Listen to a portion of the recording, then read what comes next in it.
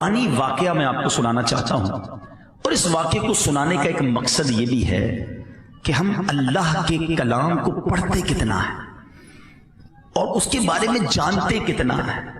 حالانکہ یہ اللہ کا کلام ایک بہت بڑا خزانہ ہے۔ انفارچونیٹلی قرآن سے ہم بہت دور ہو گئے۔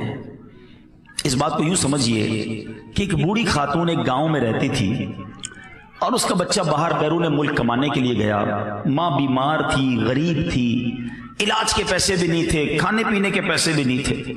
بیٹا ہر مہینے خط لکھتا، ماں کے پاس اینولپ آتا، ماں اسے کھولتی، ارے میرے لال کا خط آیا ہے۔ بیچاری پڑھی لکھی تھی نہیں، اس خط کو چومتی اور ایک دراز میں رکھ دیتی۔ اگلے مہینے پھر خط آتا، پھر ماں چومتی، میرے لال کا خط آیا ہے، آنکھوں سے لگاتی، پھر اس دراز میں رکھ دیتی۔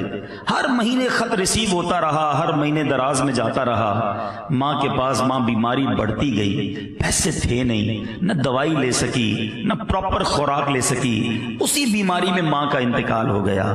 جب کفن دفن کرنے لوگ آئے، گھر کی صفائی ہوئی، ایک دراز کھولی گئی، بہت سارے لیٹر نکلے اور ہر لفافے میں پے آرڈر تھا، منی آرڈر تھا۔ بیٹا ہر مہینے ماں کو رقم بیچتا رہا، مگر ماں پڑھی لکھی تھی نہیں، وہ چوم کر اس خط کو تو رکھتی رہی۔ ہزاروں لاکھوں روپے آ چکے تھے، اسے کیش کروا لیتی، علاج بھی ہو جاتا، خوراک بھی مل جاتی، گھر بھی بن جاتا۔ بیٹا ہر مہینے ماں کو بیچتا رہا، مگر بے پڑھی ماں سمجھ ہی نہ سکی کہ یہ خط ہے یا میرے لیے پیسے ہیں۔ سچ بتاؤ، قرآن کو ہم نے کیا کیا ہوا ہے؟ چومتے ہیں، آنکھوں سے لگاتے ہیں، ہر نئے گھر میں قرآن رکھتے ہیں، ہر نئی دکان میں قرآن رکھتے ہیں۔ اس میں کیا کیا خزانہ ہمارے لیے موجود ہے، اس میں کون کون سی نعمت چھپی ہوئی ہے، ہم میں سے کس کو پتا ہے؟ پڑھنے کا ٹائم ہی نہیں ہے۔ اگر پڑھیں گے نہیں تو اس کی برکتیں کیسے حاصل کریں گے؟ آج میں اللہ کے ایک نبی کا واقعہ آپ کو سنانا چاہتا ہوں۔ یہ وہ نبی ہیں جن کے ساتھ ایسا امتحان لیا گیا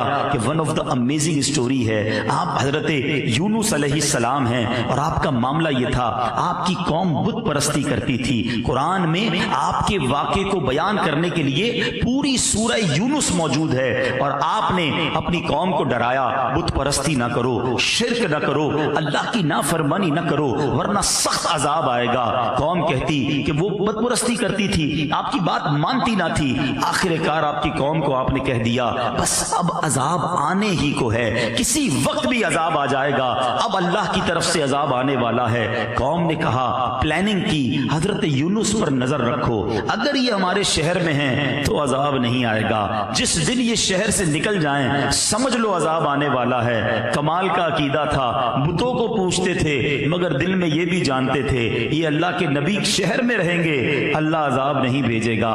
بہرحال آپ ایک رات تشریف لے گئے، قوم کو پتہ چل گیا، بادل بھی آ گئے، کالی بدلیاں بھی آ گئیں، عذاب کے جو آثار تھے وہ نمودار ہو گئے۔ اب قوم نے کیا کیا؟ ساری قوم میدان میں جمع ہوئی، ننگے سر، اب اللہ کی بارگاہ میں رونے لگے، جس پر ظلم کیا تھا اس سے معافی مانگنے لگے، اب جس کا قرضہ دینا تھا اس کے قرضے لوٹا دیے۔ بچے، بوڑھے، عورتیں روتے روتے اللہ کی بارگاہ میں دعا کرنے لگے، یا اللہ اب معاف کر دے، عذاب نہ بھیجیو، بت پرستی سے توبہ کرتے ہیں، حضرت یونس پر ایمان لے آئیں گے، اے اللہ اس بار عذاب کو ٹال دے۔ اتنا گر گڑائی قوم، اتنا گر گڑائی قوم کہ سبحان اللہ وہ آتا عذاب واپس چلا گیا۔ ادھر حضرت یونس علیہ السلام باہر شہر سے یہ سوچ کر چلے گئے تھے کہ جب میں واپس آؤں گا اس قوم نے تباہ ہو جانا ہے، مگر جب آپ واپس آئے تو کوئی عذاب نہیں آیا تھا، ایوری تھنگ از اوکے۔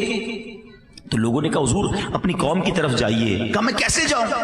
میں اگر قوم کی طرف جاؤں گا تو قوم مجھے جھوٹا کہے گی۔ اچھا، ان کو یہ نہیں پتا تھا کہ قوم نے توبہ کر لی ہے اور حضرت یونس پر ایمان لانے کی نیت بھی کر لی ہے۔ ادھر حضرت یونس سمجھ رہے ہیں کہ میں اگر شہر میں چلا گیا تو انہوں نے تو مجھے قتل کر دینا ہے کہ تم جھوٹے ہو، تم نے کہا تھا اللہ کا عذاب آئے گا، عذاب آیا نہیں، کیونکہ آپ کو یہ حکم مل چکا تھا کہ عذاب آ رہا ہے۔ اب آپ اسی جس کو کہیں کہ کیفیت میں اس شہر میں داخل ہونے کی بجائے آپ باہر گئے، کشتی میں سوار ہوئے اور اس شہر سے باہر کہیں جانے کے لیے روانہ ہو گئے۔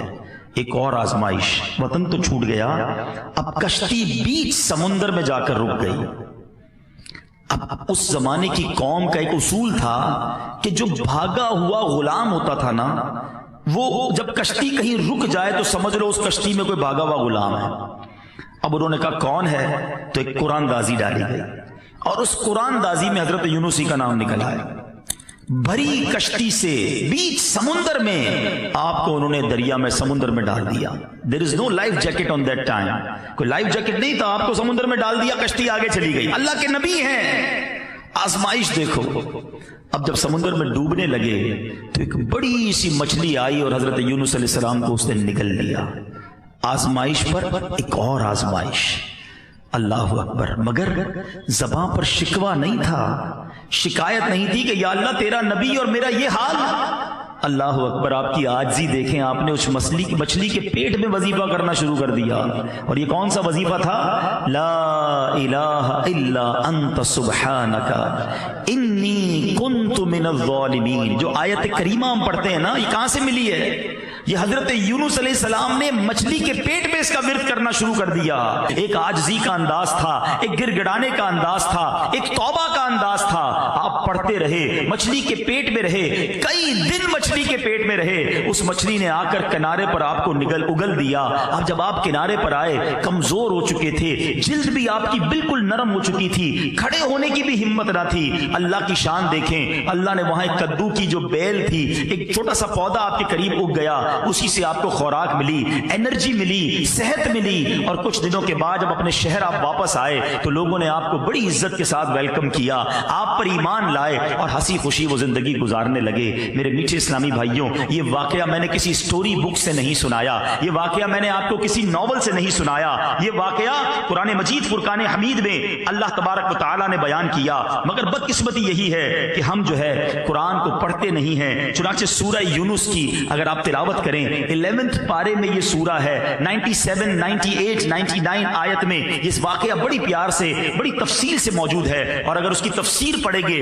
تو مزید اس کے بارے میں معلوم ہوگا. میں نے یہ واقعہ آج کیوں بیان کیا؟ There are two reason. پہلا ریزن تو یہ ہے کہ قرآن سے محبت بڑھے, لوگ تلاوت قرآن کریں, سمجھیں کہ اللہ نے کیسے کیسے واقعات. آج اپنے بچوں کو بٹھا کر لوگ پتہ نہیں سنڈریلا اور امبریلا کی سٹوریاں سنا رہے ہوتے ہیں. ارے بچوں کو قرآن کے واقعات سناؤ, بچوں کو نبیوں کی باتیں بتاؤ, بچوں کو بتاؤ کہ دنیا میں پہلی قوموں کے ساتھ کیا ہوا. اور سبحان اللہ, یہ جو پچھلی قوموں کی باتیں قرآن میں ہوئی ہے نا, 100 سے زیادہ واقعات ہیں قرآن میں. آپ یقین کریں, ایسے ایسے واقعات ہیں کبھی کبھی عقل حیران ہو جاتی ہے کہ پچھلی قوموں کے ساتھ کیا کچھ ہوا. اور دوسری بات, پچھلی قوموں پر جو عذاب نازل ہوئے اس کو بیان کرنے کا قرآن میں ایک مقصد علماء نے یہ بھی بیان کیا تاکہ تم ایسا نہ کرنا, تم یہ غلطی نہ کرنا. دیکھو پچھلی قوموں میں کسی نے معاذ اللہ بدکاری کی, عذاب آ گیا, جھوٹ بولا, عذاب آ گیا, ناپ تول میں کمی کی, عذاب آ گیا, بچوں کے ساتھ برے فعل کیے, عذاب آ گیا, بت پرستی کی, عذاب آ گیا. ایسے ایسے عذابات ذکر کیے گئے کہ دیکھو تم یہ نہ کرنا. مگر آج ہم قرآن پڑھتے ہی نہیں ہیں تو سمجھیں گے کیسے کہ کیا کیا نہیں کرنا ہے. بدقسمتی سے اگر آپ یقین کریں, تھورلی دیکھیں نا, تو پچھلی قوموں نے جو ایک ایک گناہ کیا, ایک ایک غلطی کی اور عذاب آ گیا نا, آج ہمارے اندر وہ ساری غلطیاں نظر آ رہی ہیں. یہ تو یقین کریں ہم نبی پاک کے امتی ہیں. یہ سرکار علیہ الصلوۃ والسلام کا کرم ہے کہ ہم پر اس طرح آسمانی عذاب نازل نہیں ہو رہا. لیکن دیر از اے ڈے, ایک دن تو ہے نا جس دن جواب دینا ہے. پھر ایک دن تم سے ہر نعمت کے بارے میں سوال ہوگا.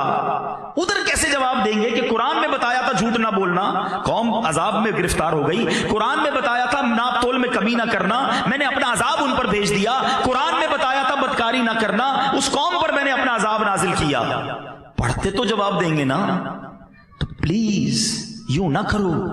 حدیث پاک کا مضمون ہے وہ دل ویران ہے جس میں کچھ قرآن نہیں ہے. قرآن سے دوستی کیجیے, قرآن کو تھام لیجئے, قرآن پر عمل کیجئے. یقین کریں لائف